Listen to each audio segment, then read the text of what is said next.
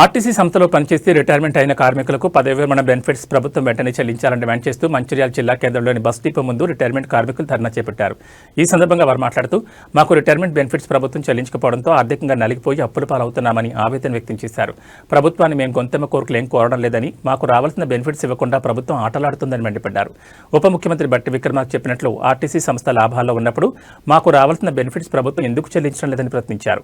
ప్రభుత్వం మాకు రావాల్సిన బకాయిలను వెంటనే చెల్లించకపోతే హైదరాబాద్ లోని బస్ భవన్ ను ఈ నెల 21వ తేదీన ముట్టడిస్తామని ప్రభుత్వాన్ని హెచ్చరించారు. ఈ కార్యక్రమంలో విశ్రాంత కార్మికులు పాల్గొన్నారు.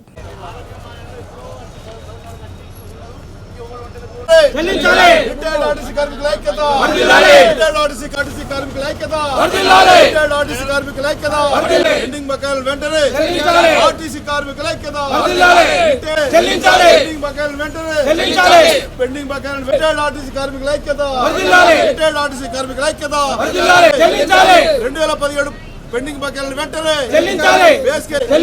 17 పే స్కేల్ ఏరియర్స్ వెంటనే చెల్లించాలి. 17 పే స్కేల్ ఏరియర్స్ వెంటనే చెల్లించాలి. 17 పే స్కేల్ బకాయిల కోసం పోరాటం, మన బకాయిల కోసం పోరాటం, మన బకాయిల కోసం కార్మికుల ఐక్యత వర్ధిల్లాలి. కార్మికుల ఐక్యత వర్ధిల్లాలి. కార్మికుల ఏరియర్స్ వెంటనే చెల్లించాలి. ఆర్పీఎస్ ఏరియర్స్ వెంటనే చెల్లించాలి.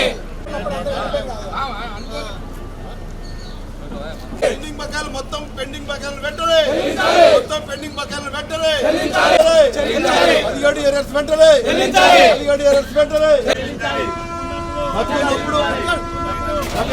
బ్రతుకున్నప్పుడే మా పైసలు మాకు మా పైసలు మాకు మా పైసలు మాకు ఏరియర్స్ వెంటనే ఏరియర్స్ వెంటనే ఆర్పీఎస్ ఏరియర్స్ వెంటనే కార్మికుల ఐక్యత. రోజు రాష్ట్ర వ్యాప్తంగా 97 డిపోలో ఆర్టీసీ రిటైర్డ్ ఉద్యోగులు తమ బకాయిల గురించి రాష్ట్ర నాయకత్వం చెప్పడం జరిగింది. ప్రతి డిపోలో కార్మికులు ధర్నా చేస్తున్నారు. దాని అనుగుణంగానే ఈరోజు మంచిర్యాల డిపోలో మేము బకాయిల గురించి ధర్నా చేస్తున్నాము.